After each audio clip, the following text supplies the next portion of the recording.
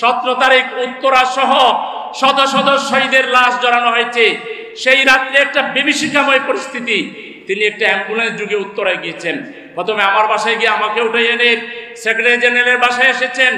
সেখানে বসে রাত 1টায় তিনি একটা কথাই আমি বলে শেষ করছি, তিনি যে ডিরেকশন দিয়েছেন এবারের আন্দোলনের ফসল কি হবে, রেজাল্ট কি হবে আমি জানি না, তবে তোমাদেরকে বলছি তোমরা এই আহত প্রত্যেকটা ছাত্র ছাত্রী শিশু নাগরিকের পাশে দাঁড়াও।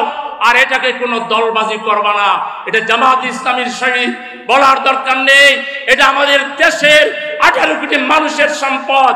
রক্তজোড়া 24-এর গণ অভ্যুত্থানে শহীদদেরকে নিয়ে জামাত ইসলামী রচিত স্মারক গ্রন্থের মোড়ক উন্মোচন অনুষ্ঠানের সম্মানিত সভাপতি, সম্মানিত প্রধান অতিথি, বাংলাদেশ জামাত ইসলামীর সংগ্রামী আমির জনাব ডক্টর শফিকুর রহমান, অন্যান্য জাতীয় নেতৃবৃন্দ, শহীদ পরিবারের গর্বিত সদস্যবৃন্দ, সাংবাদিক বন্ধুগণ, সংগ্রামী উপস্থিতি।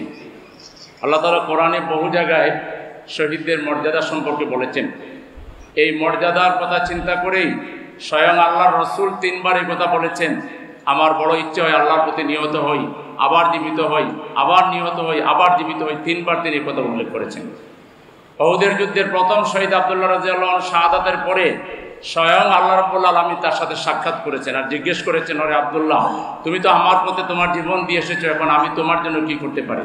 আব্দুল্লাহ বলেন, আল্লাহ আমাকে আবার দুনিয়া পাঠিয়ে দাও, আবার শহীদ হয়ে আসে। আল্লাহ বলেন, এটা হবে না, তুমি আর কি চাও? তখন তিনি বলেন, দুনিয়ার মানুষকে জানিয়ে দেন যে আপনি যে শহীদদেরকে এত মর্যাদা দেন।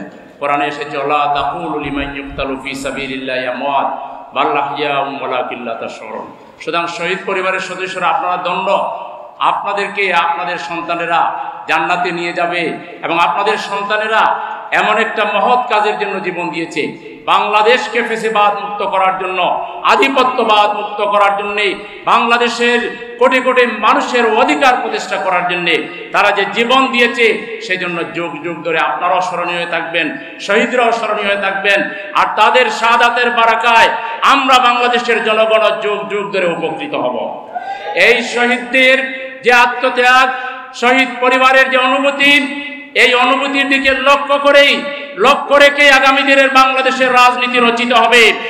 শহীদদেরকে যারা অবমাননা করবে, শহীদ পরিবারের অনুভূতির উপরে যারা আঘাত হানবে, ছাত্র সমাজের রক্তের সাথে বেইমানি করে আধিপত্যবাদের সাথে যারা আপোষ করবে, ফ্যাসিবাদকে যারা দূষণ করবে, লালন করবে এবং বাংলাদেশকে যারা বিভাজিত করবে, লিখে রাখতে পারেন বাংলাদেশের শহীদের উত্তরসূরিরা তাদেরকে কবুল করবেন না।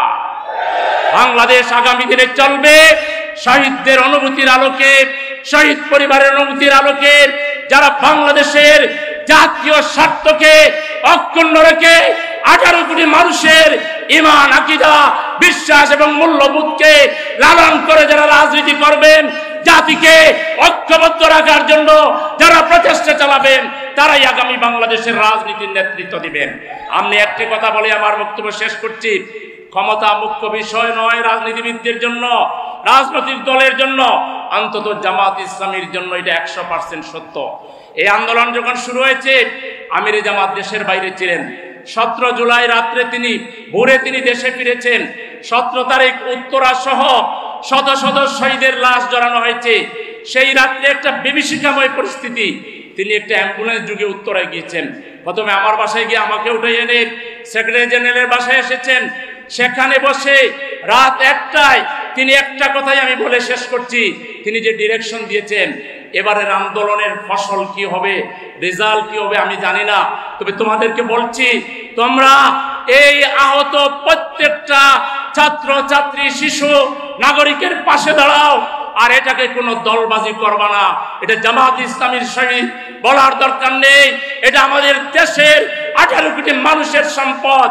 এবং তিনি বলেছিলেন প্রাথমিকভাবে আহতদেরকে একটা অ্যামাউন্ট বলে দিয়েছিলেন, পৌঁছে দাও, পরে বললেন ডাবল করো, এরপরে বললেন শহীদ পরিবারকে 1 লক্ষ টাকা করে দাও, পরে বললেন ডাবল করো। এরপর এখন থেকে তিনি অব্যাহতভাবে শহীদ পরিবারের পাশে দাঁড়াবার জন্য, শহীদদেরকে মর্যাদা দেওয়ার জন্য তিনি অব্যাহতভাবে আমাদেরকে মোটিভেশন চালাচ্ছেন। আমরা মনে করি বাংলাদেশের রাজনীতিতে জামাত ইসলামী আমরা শহীদদের পাশে আছি, আমরা আহতদের পাশে আছি। আমরা ওই শহীদদের খুনিদের বিচার 1 নম্বরে চাই। খুনিদের বিচার না করে বাংলাদেশে আপনারা আর যা করতে চান এদেশের জনগণ সেটা মানবে না। আসুন আমরা ঐক্যবদ্ধভাবে সমৃদ্ধ বাংলাদেশ রচনায় এগিয়ে যাই। সবাইকে ধন্যবাদ। আসসালামু আলাইকুম ওয়া রাহমাতুল্লাহি ওয়া বারাকাতুহু।